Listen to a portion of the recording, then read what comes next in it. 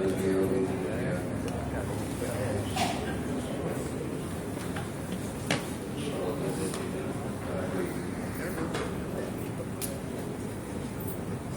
الحمد لله رب العالمين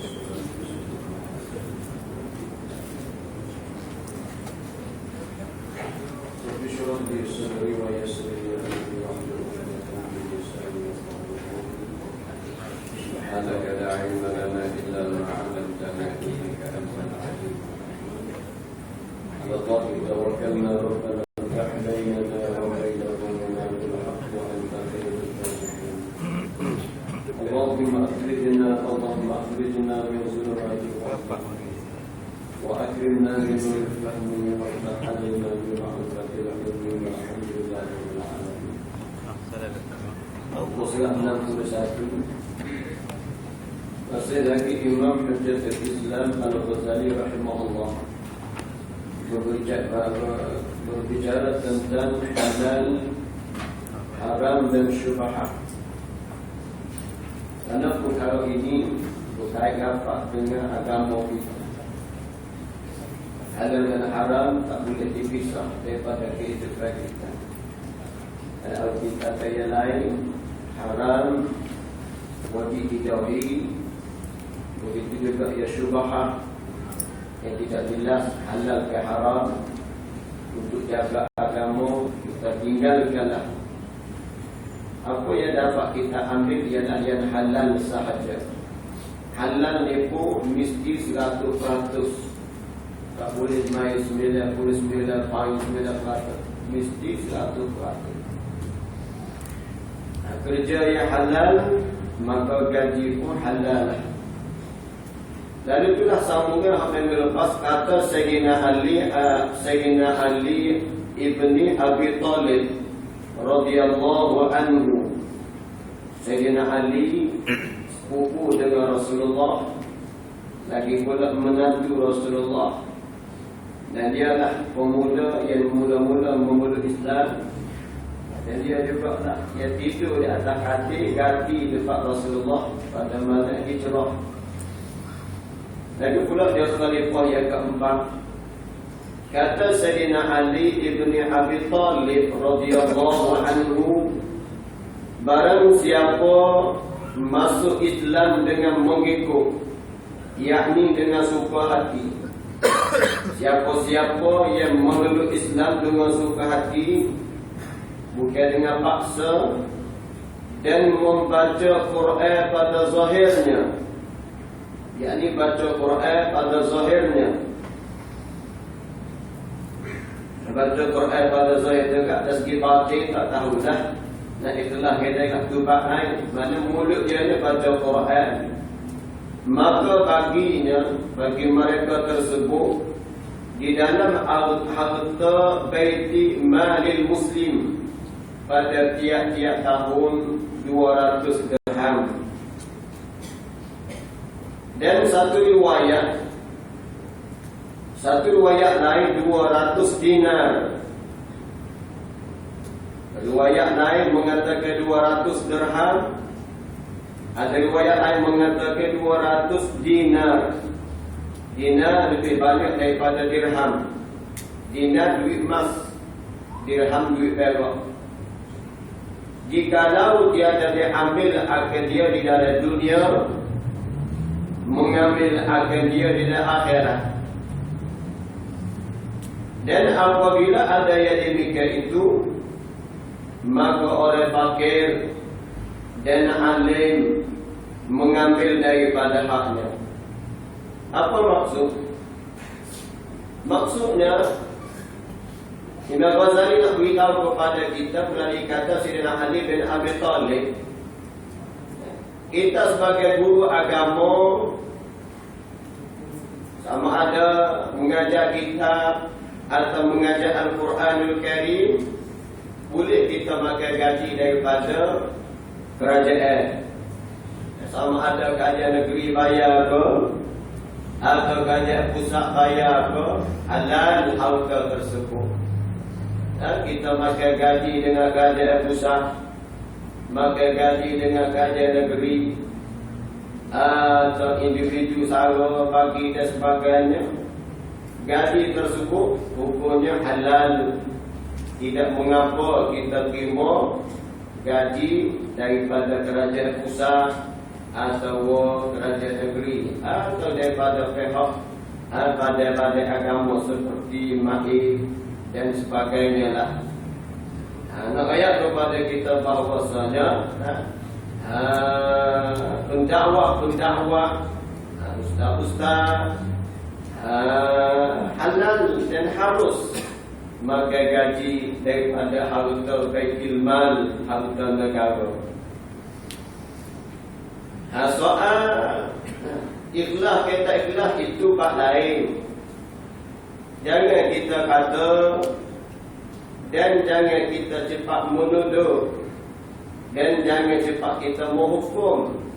Bila tengok ustaz makan gaji, terus kita mengata tidak ikhlas. Ustaz tu tak ikhlas, dia mengajar. Tahu mana dia ikhlas? Tengok dia makan gaji tu. Ustaz tu tidak ikhlas mengajar. Tahu mana dia ikhlas? Tengok orang siapa dia ambil itu.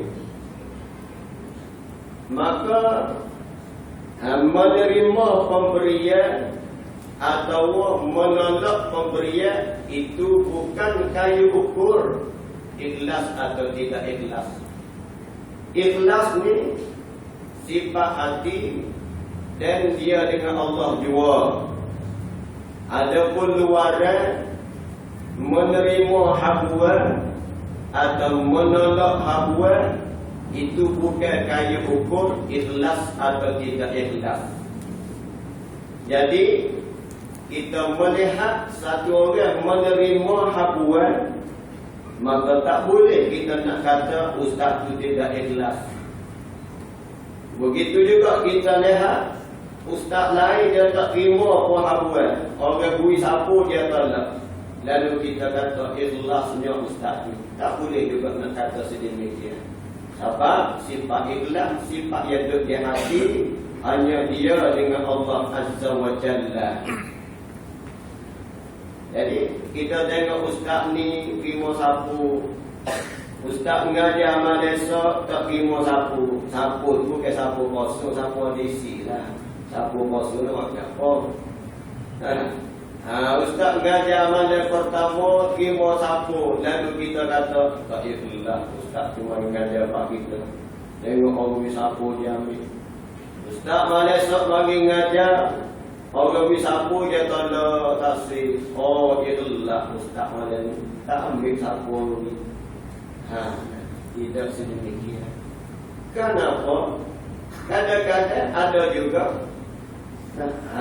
bila orang beri sapu dia tolak. Dia kata pula hamba ikhlas. Hamba tasbih. Kadang-kadang ada juga kita atau manusia dia buat tidak ikhlas dah. Kemudian dia nak tunjuk betapa dia ikhlas ni, dia tolak. Jadi ikhlas, kita buat ikhlas, kemudian tunjuk kata ikhlas ni, tak ikhlas juga. Apa kata kita buat sesuatu ikhlas, kemudian nak tunjuk orang kata tak ikhlas, maka tak ikhlas lagi. Kita nak tunjuk kata kita ni ikhlas, hamba ikhlas. Nak tunjuk orang kata kita ni mengajar ikhlas, lalu kita tolak habuan. Pokoknya kita kata pula hamba ikhlas, hamba taksir. Kita ikhlas, royak orang kata kita ikhlas, tidak ikhlas juga. Baik. Begitu juga lah kita mengajar, kita terima habuan orang beri, orang sedekah, kita pun terima. Boleh jadi hak terima tu dia nak tudung. Betapa ikhlasnya hati dia, lalu dia tutup daripada pandangan orang ramai, dia terima. Jadi sekaligus orang lain nampak tak ikhlas, sebenarnya hati dia ikhlas. Dia nak tudung keikhlasan dia, lalu dia berpura-pura menerima, tapi hati sebenarnya tidak nafsu demikian. Ini ikhlasnya. Jadi ikhlas, apa pengertian ikhlas? Ikhlas ialah kita tidak mengharapkan sesuatu Dia tidak mengharapkan sesuatu yang lain daripada Allah dan tidak bergantung kepada sesuatu.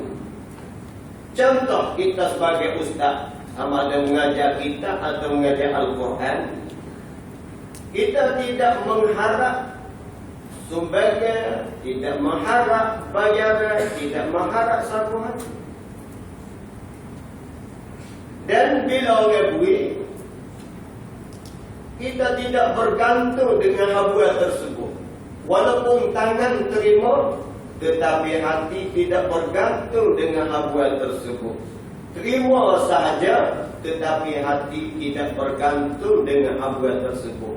Hanya hati kita bergantung kepada Allah Azza wa Jalla. Hati tinggi ikhlas,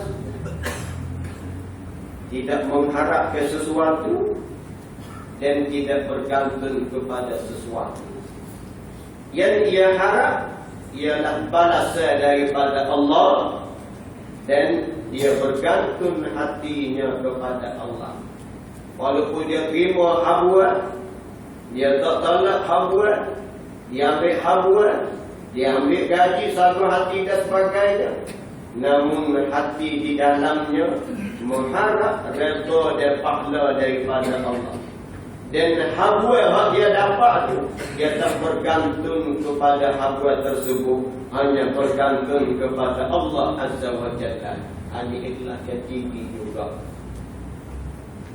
Baik, kembali kita kepada kita. Maka para asatizah, para ustaz, sama ada mengajar kita atau mengajar Quran, maka harus dan halal maka gaji daripada harta baitul mal. Kalau kita sekarang kan gaji daripada kerajaan pusat dan kerajaan negeri atau badan-badan agama, tak ada masalah.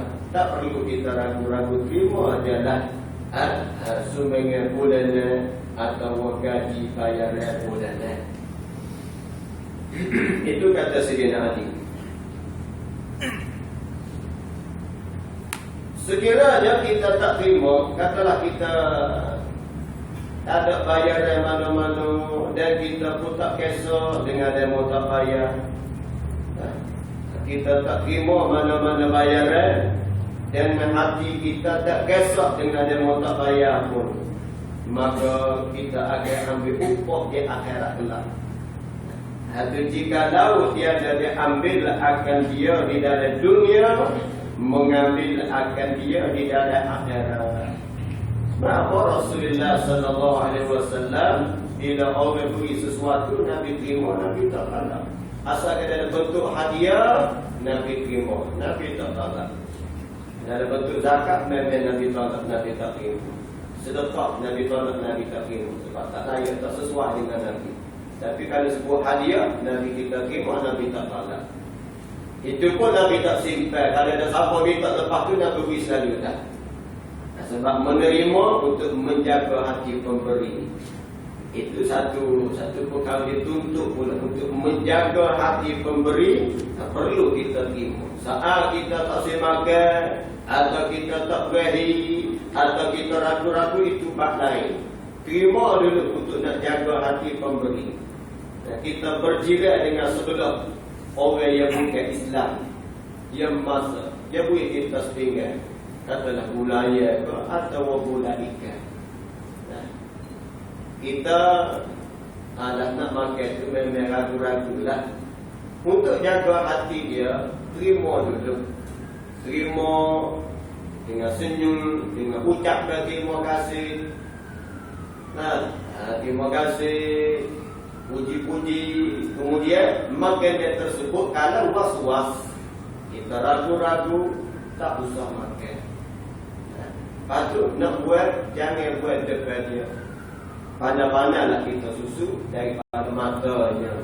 Sebab kalau was-was nak makan, jangan makan.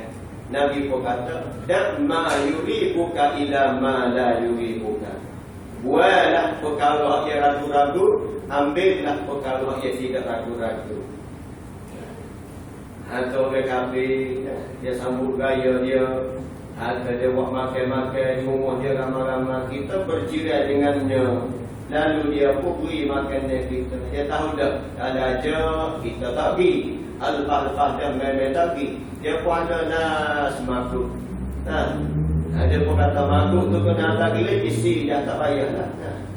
Kita pun terima dengan hati terbuka, muka mani tunjuk Islam kita, Islam yang baik.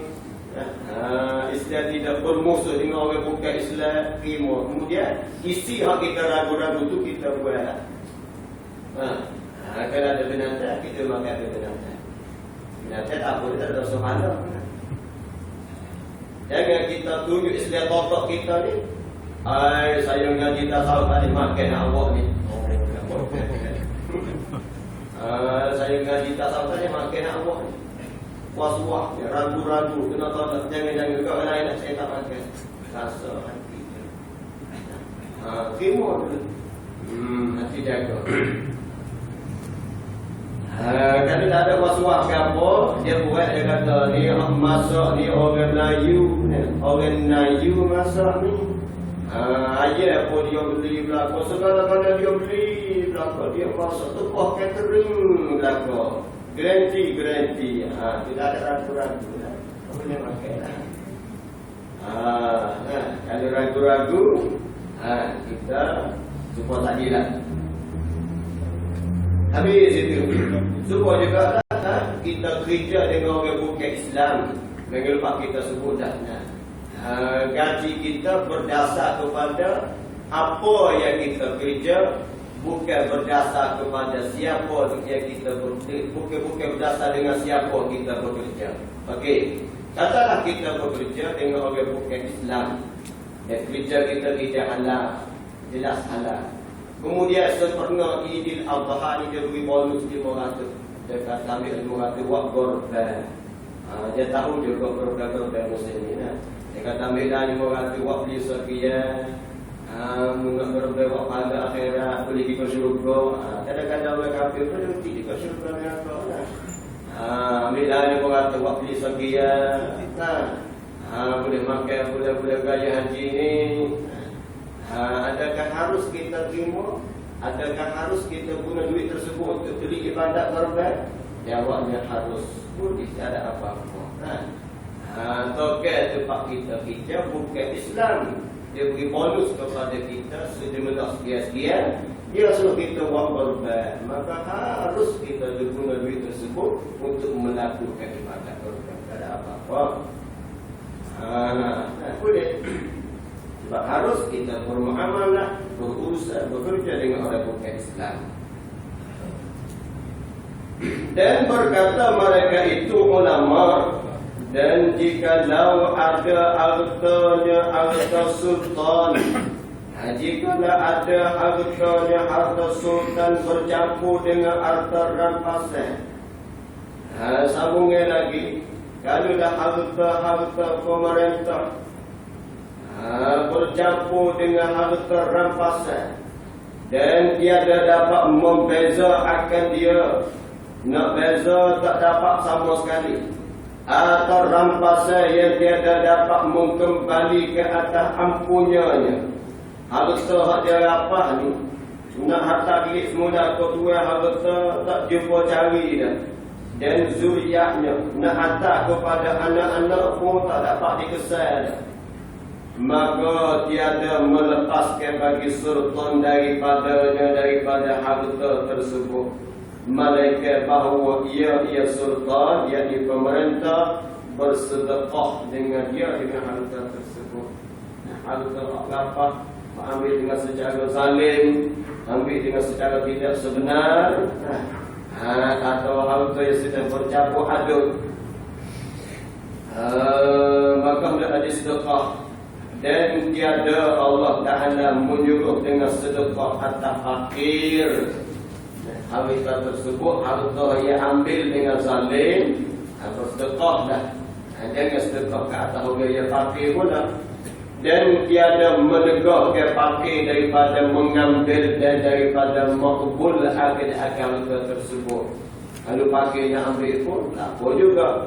atau diizin bagi fakir pada qabul, dan iaitu dan atau diizin dan tiada mendekat sambung lagi dan walaupun tiada mendekat ke fakir daripada mengambil harta yang sudah lepas tu, dan daripada makbul, daripada diterima, atau diizin bagi fakir pada qabul, dan iaitu haram atasnya, dan iaitu qabul ni haram atasnya atas fakir. Jadi orang fakir, orang miskin, orang tidak ada harta, bila jelas harta pemerintah tadi harta yang haram kerana rampas, maka haram juga ada fakir miskin mengambil harta tersebut. Maka tiba-tibanya harus bagi fakir mengambil daripadanya, malaikat daripada yang tertentunya. Yang tertentu harta rampasnya dan haram, maka tiada harus baginya mengambil baginya. Ini masalah isu harta raja atau harta pemerintah yang bercampur aduk antara halal dan haram. Itu pun kalau kita tahu. Namun jangan kita tuduh sewenan-wenannya. Jangan kita menuduh tanpa fakta.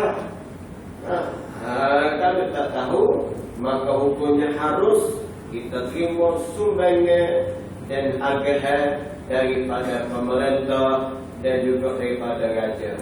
Seperti duit beri, dia bagi sekian-sekian, maka harus kita terima.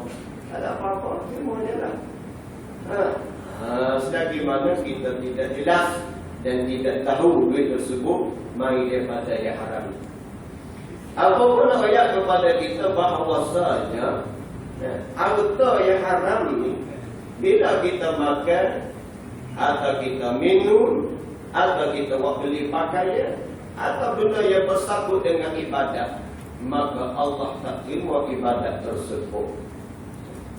Ibadat daripada harta yang haram, Allah tak terima. Kita ada duit haram untuk nak melakukan ibadat korban, Allah tak terima ibadat korban tersebut. Baca berlembu ke atas satu bahagia daripada Allah tak terima.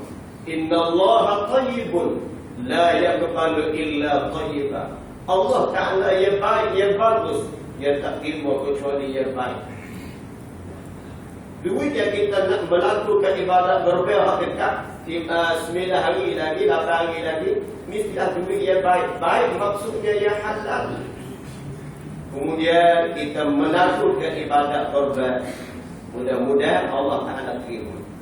Sebaliknya kalau duit itu duit yang tidak halal, duit haram, maka Allah tak terima ibadat korban kita. Walaupun ikhlasnya kita buat ibadat korban, Allah tak akan terima juga. Sebab tak cukup syarat-syarat yang Allah Ta'ala nak. Apa dia? Itulah harta, mestilah harta yang halal. Lagi pula kesal terhadap kita yang makan harta haram ni, Allah Ta'ala tak beri taufik untuk melakukan amal ibadat. Setakat kita sahaja, bahkan keluarga-keluarga kita yang turut apa makan harta tersebut tidak diberi taufik untuk melakukan ibadat.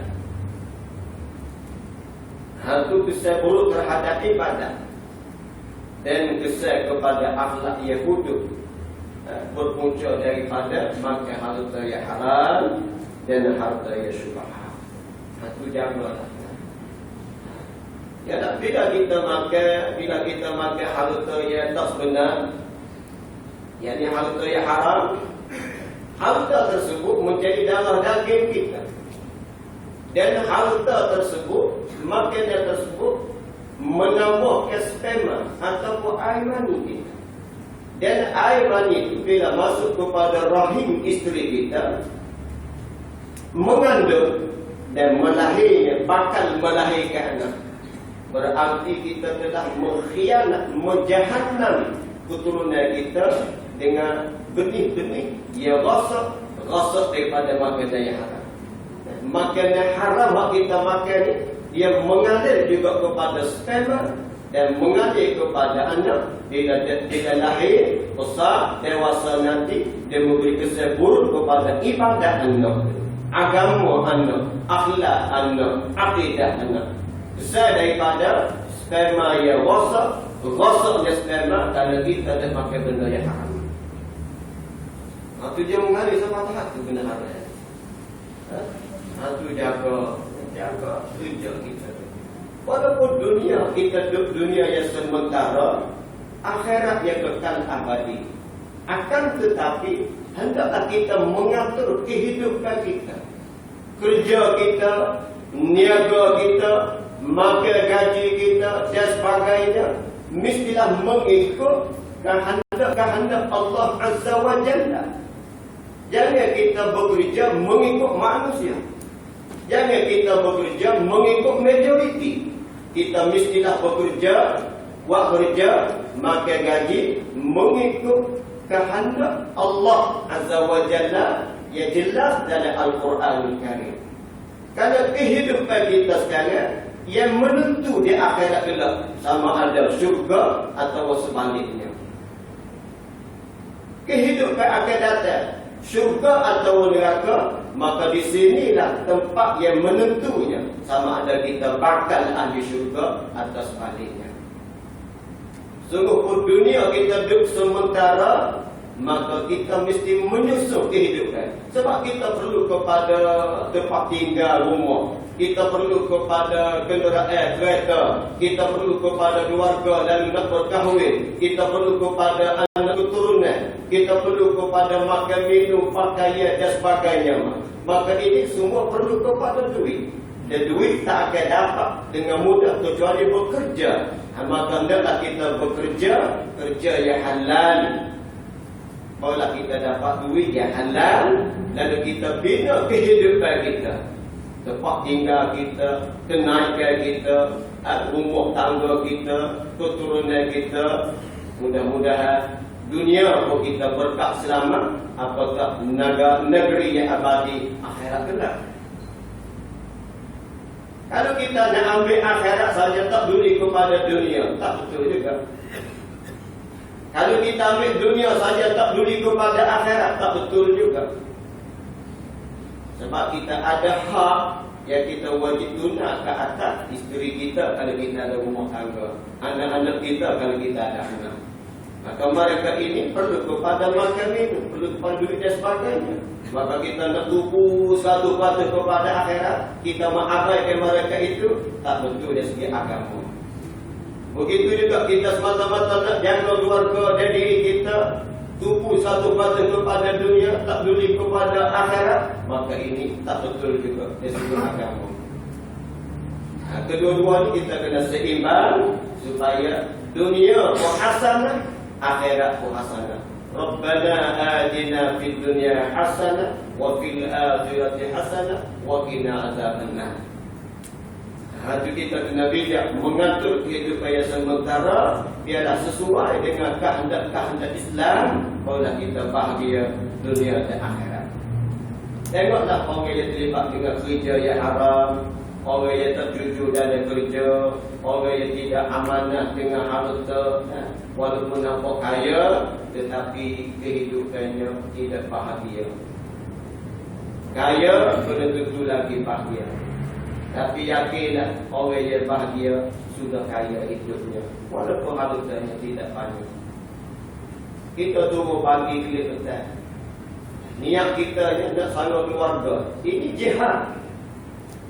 Nabi kata salah satu daripada pengertian jihad juga iaitulah bekerja, niat bersama diri dan keluarga dan orang yang kita tanggung. Seperti ibu bapa ni, orang yang kita tanggung.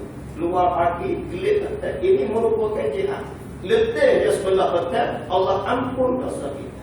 Kadang-kadang kita bekerja, gajinya tidak besar, kecil saja, 1,000 ke bawah. Namun kita sabar dan kita redha. Yang pentingnya kerja kita halal, upah kita itu yang pentingnya. Walaupun sedikit halal lebih baik daripada orang kerja yang banyak tapi tidak halal. Kita kerja, gajinya tidaklah besar, namun semaya kita boleh jaga. Mengaji mana-mana kita boleh jaga. Akhlak kita boleh jaga. Akidah, ibadat kita boleh jaga. Alhamdulillah, biarlah gaji tak besar. Apa guna orang yang gaji besar tapi semaya Jumaat tak ada, kadang-kadang fardu 5 waktu ni pun segala jimur-jimur segala. Mengaji untuk nak betul ibadat pun tak ada masa. Nak baca Quran tak ada masa. Apatah lagi nak zikir, nak bangun malam lagi dah tak ada masa. Ya, Allah Ta'ala letak kita ni pun tak kuat. Sebab itulah syukurlah kita kepada Allah. Allah tidak buka hati kita ke arah jalan-jalan yang haram. Allah buka hati kita untuk nampak kerja yang halal. Walaupun tidak besar gaji pun tak mengapa. Syukurlah kita kepada Allah. Allah tidak buka kepada kita jalan-jalan yang haram dalam kerja atau mencari duit. Allah tutup kepada kita jalan-jalan yang haram untuk dapat duit. Syukurlah kita kepada Allah. Ini satu nikmat besar terhadap kita. Allah buka jalan yang halal saja. Walaupun tidak banyak pun tak apalah, asalkan yang halal.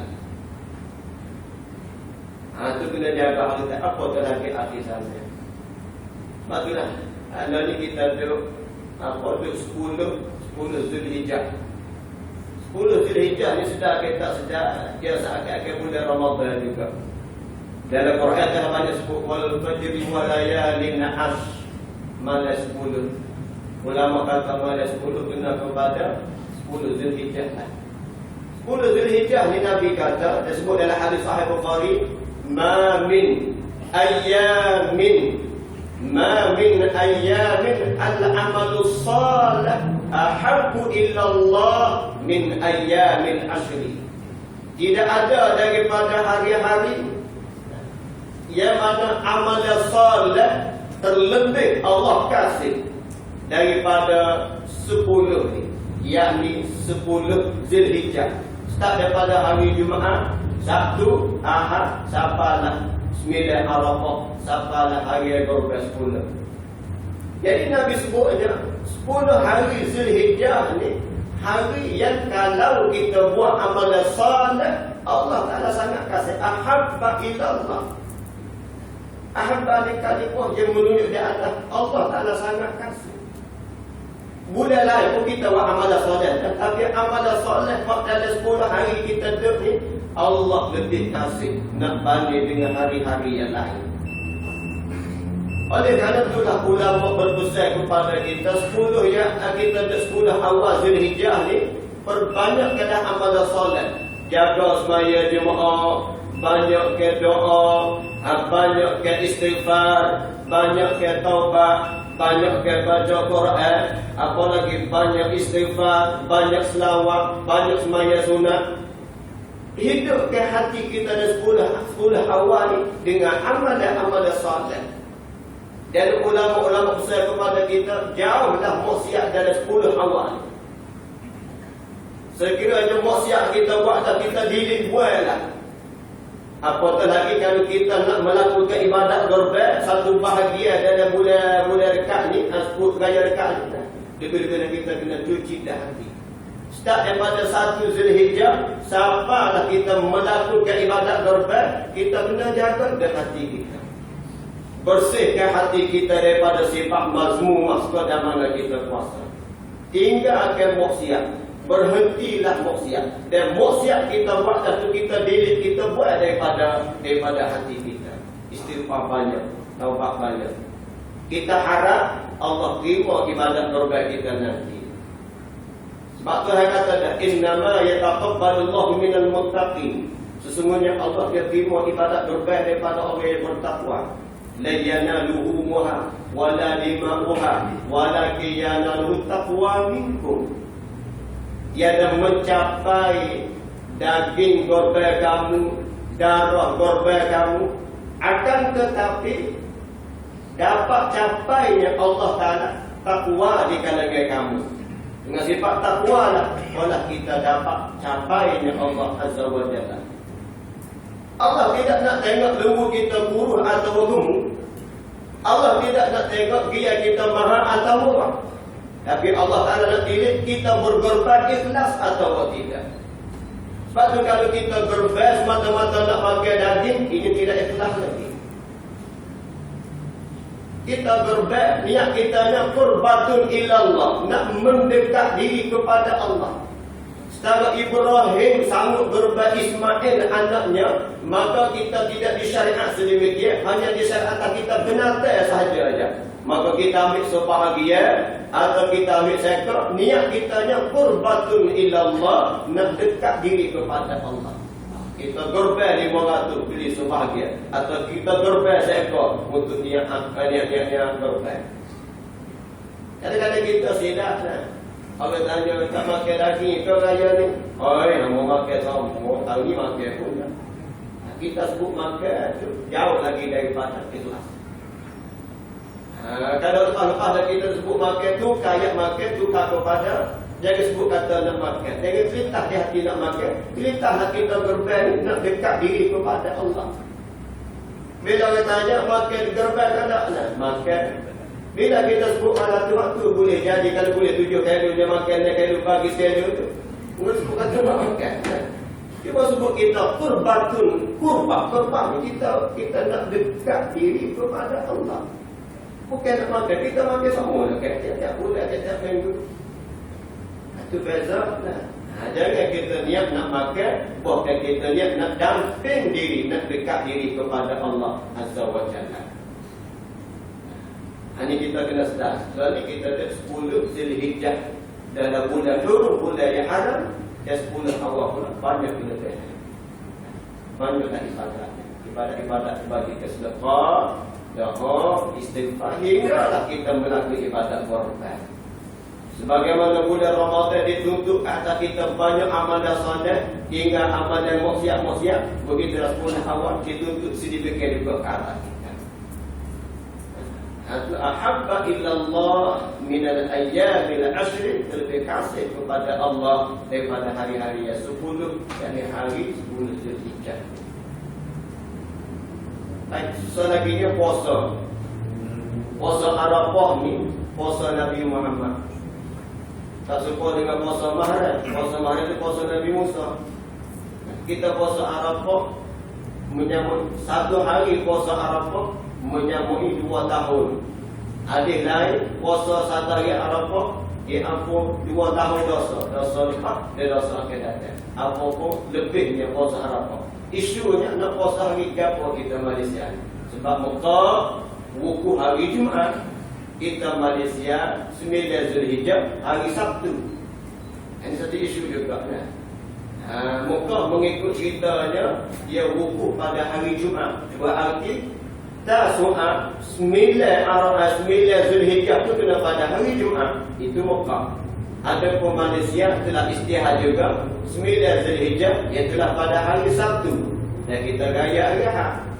Kemudian nak puasa hari ke apa? Nak tu Mekah, nak tu Malaysia kita. Maka jawabnya ni ulama kaji lama faham, maka kita puasa mengikut Malaysia kita. Kita ikut matahari Malaysia, iaitu dah jatuh pada hari Sabtu 9 Zulhijjah. Dan kita puasa 9 Zulhijjah jatuh pada hari Sabtu di Malaysia. Adapun 9 Zulhijjah di Mekah jatuh pada hari Jumaat. Kalau kita puasa tak puas hati ustaz, puasa 2 hari Jumaat, puasa hari Sabtu, puasa hari Ahad, jangan puasa. Ada puasa kan. Itu kan nak Jumaat lah. Kalau kita tak mampu nak ambil saja, ambillah hari Sabtu. Sebab kita ikut matahari Malaysia kita. Sebab Mekah tak sama masa ni tahun lepas Johor baru ni. Tak pandai lagi. Ada tak sama. Bila tak sama, jadi payah nak buat kira, kita ikut matahari Malaysia kita. Jadi insyaAllah kita akan sambung lepas ni pula, akan sambung jumpa lepas raya puasa, raya haji pula. InsyaAllah. Dan inilah Wallahu a'lam. Bismillahirrahmanirrahim. Allahumma anfa'na bima 'allamtana wa 'allimna ma yanfa'una warzuqna ilman yanfa'una. Allahumma kfina bihalalika haramik wa aghnina bifadlika amman siwak. Alhamdulillah rabbil alamin. Lepas insya-Allah nanti kita nak buat tahlil. Tahlil kepada Allah ya Rahman wa guru wasami. Wasami artinya bagi aku baru ni.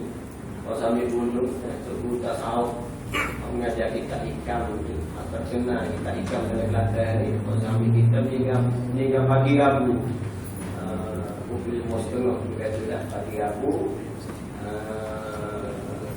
Seperti yang kita sini tu ya nanti abang ayah bagi email seperti kita dah. Email nombor 2 majlis anaknya tu. Anak dia lah. Jadi maknanya kita tahlillah kepada abang dulu. Kita nak bisa mengadat. Kita menghormati kepada guru dia tu kurang boleh buat lah. Kemudian kita ikat dengan dia di gunung seminggu sekali.